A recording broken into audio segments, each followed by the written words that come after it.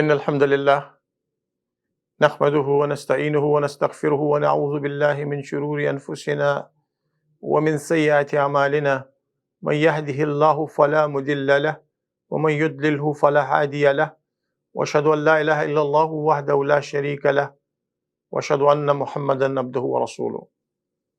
قال الله تعالى في الكتاب الحكيم: يا أيها الذين آمنوا اتقوا الله حق تقاته ولا تموتن إلا وأنتم مسلمون.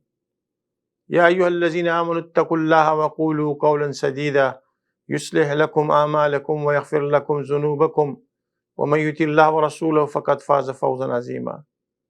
وقال النبي صلى الله عليه وآله وسلم: إن أصدق الحديث كتاب الله وخير الهدي هدي محمد صلى الله عليه وآله وسلم وشر الأمور محدثاتها وكل محدثة بدعة وكل بدعة ضلالة وكل ضلالة في النار، أو كما قال النبي صلى الله عليه وآله وسلم.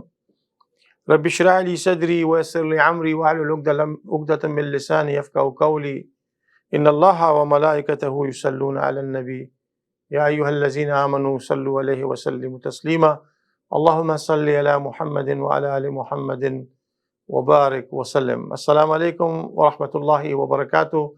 Dear viewers, I'm your host Mazhar Ayub with your show Islam in Modern Time, and inshallah today we'll discuss about Tauba and Istighfar. Dear friends, as you all know that Allah subhanahu wa ta'ala does not want us to be, the losers in this world actually, because this world is a kind of a test for all of us.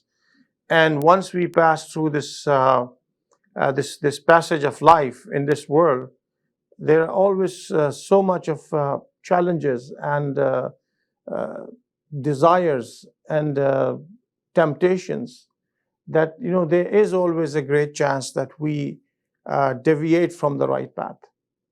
And that's the reason that Allah subhanahu wa ta'ala constantly reminds us in Quran through the seerah of the Nabi sallallahu alayhi wasallam, so that we stay steadfast and we do not go wrong in our lives. However, this life is a kind of a transition where there's so much around us which keep on attracting us all the time. And then there is always a chance that we actually, we are lost somewhere in this life and we do wrong things. When Allah subhanahu wa ta'ala asked shaitan to leave the heavens, the shaitan was shouting and saying that, Ya Allah, I will misguide the people that you are creating. I mean, through Adam alayhi salam, the people that you are creating, I'll misguide them. And I'll misguide them to a point that, from all the directions I'll come to them, from front and left and right and up. The only thing he did not mention was down. So lots of, there are comments and commentaries about this, that if we keep ourselves down in a way that we only look up to Allah, then shaitan cannot misguide us. But Allah subhanahu wa ta'ala told shaitan that as long my creation, as long my people will seek forgiveness, I'll keep forgiving them. I'll keep forgiving them as long they seek forgiveness. So seeking forgiveness is so important that we need to do is to do, Istighfar and Tauba. Istighfar is something which is repeatedly going back to Allah, constantly going back to Allah. And for all our shortcomings and flaws, we keep asking Allah subhanahu wa ta'ala to forgive us. And with this istighfar, there's so much that we can actually achieve, that Allah subhanahu wa ta'ala will not only forgive us for the deeds if we have gone wrong, small things, because obviously the sins, which are kabira, we have to repent for those sins. But Allah subhanahu wa ta'ala gives us this chance and tells us that, if you keep on repeating istighfar, Allah subhanahu wa ta'ala will forgive you for that. And that's the reason that Prophet sallallahu alaihi wasallam taught us that as long you are involved in istighfar, shaitan will emerge as a loser, because you are defeating shaitan by repeatedly, making istighfar to Allah subhanahu wa ta'ala. And that's the reason that, with this istighfar, lots of people would ask, what is the difference between an istighfar and tauba? Istighfar is even the Prophet sallallahu alaihi wasallam, who never did any sin, yet he used to do istighfar to Allah subhanahu wa ta'ala. And when he was asked that, why do you do istighfar when you are innocent, when you haven't done anything wrong, he said, shouldn't I be a thankful slave of Allah subhanahu wa ta'ala? So it means that istighfar is not just about making istighfar that we have done wrong. Obviously, we do things which are sometimes, these things are, what we do in our lives. Sometimes we do not even realize, and those things are bad things. Those things are not liked by Allah subhanahu wa ta'ala. So making istighfar for such things, it's very inevitable that we do. However, Tawba is something when we know that we have committed some sin. Tawba is something that we know that we have done something wrong and we would like to repent to Allah subhanahu wa ta'ala.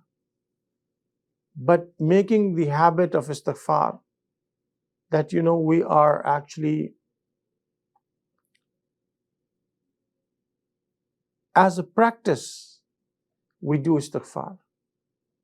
So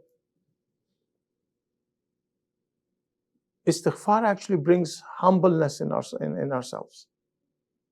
And I think this is a good time that we start making tawbah to Allah subhanahu wa ta'ala. Ramadan is approaching soon. So it is a good time that we start making repentance to Allah subhanahu wa ta'ala. We start making istighfar to Allah subhanahu wa ta'ala. And once we do that, Allah subhanahu wa ta'ala promises us, Innal hasanati yuzhibna as-sayyi'at. When you proceed towards the good deeds, when you are doing good deeds for the sake of Allah subhanahu wa ta'ala, Innal hasanati yuzhibna as-sayyi'at, it will rub off your bad deeds from your amal. So Allah subhanahu wa ta'ala constantly remind us that if you do istighfar, if you do tawbah, my doors are open for you. I'll welcome you to those actually who repented and who are close to Allah subhanahu wa ta'ala. Even in the Adam alayhi salam, when Adam alayhi salam reached this world, he was asked to leave heavens, Adam alayhi salam was constantly doing istighfar, because he knew, I have done something that was not pleasing to Allah subhanahu wa ta'ala. And his dua reminds us that, Allahumma rabbana zalamna anfusana wa illam taghfir lana wa tarhamna lanakunanna minal khasirin. He was constantly telling Allah subhanahu wa ta'ala that I have done something which was not pleasing to you. And if you do not forgive me, if you do not remove this evil from me, I'll be actually the permanent loser. And the story is not just as a story, Quran, whatever Quran tells us, it is not just like a story being told to us. It has its own essence, it has its own lessons. And if you're not picking up anything from its essence and lessons, then actually we're not making the best out of that. So dear friends, here we are, as we are entering, we have already entered the month of Shaban, we are almost half through. It's not just about doing something as a formality. It's not just a formality. It is a change. It is a bringing change into myself. It is something to make that transformation. That transformation is something that brings something new into me. So, dear friends, we have to understand the logical purpose of Ramadan. And before we enter that phase, it is extremely important that we start doing istighfar, we start doing tawbah to Allah subhanahu wa ta'ala. Because Allah subhanahu wa ta'ala promises, and it says that, those who man taba wa amana wa amila amalan salihan yubaddilu sayyiati al-hasanat, that Allah subhanahu wa ta'ala, if anybody who repents to Allah subhanahu wa ta'ala, Allah subhanahu wa ta'ala will make those bad deeds, will convert those bad deeds into the good deeds. So, dear friends, we need to have that courage in order to actually please Allah subhanahu wa ta'ala. So, if we want that, we enter Ramadan and we are moving in Ramadan with so much of good deeds, then we have to start doing Istighfar and Tauba now. Inshallah, stay with us. We'll be right back after a short break. نحمده ونصلي ونسلم على رسول الكريم بسم الله الرحمن الرحيم. Welcome back, dear viewers. So we are today discussing Istighfar and Tauba. Inshallah, we will discuss about this topic in detail. But in today's message, since we are moving towards Ramadan very fast, I would request you all to make the repentance. And this repentance is for all the small and big sins that if we have done. Just let's be honest, sincere, and ask Allah subhanahu wa ta'ala for the forgiveness. So as soon, inshallah, we will have this forgiveness from Allah subhanahu wa ta'ala. We will not have a pressure on our, we won't have a pressure on our conscience. And the second thing that I would request, that keep the constant istighfar until we enter Ramadan, inshallah. Keep reciting Astaghfirullah Rabbi min kulli zambin wa atubu alayh. So if we keep on doing this, inshallah, you will realize that not only the conscience feels better, but we will also see the results of the istighfar in our lives. And when we enter Ramadan, we will have a different kind of feeling in this, inshallah.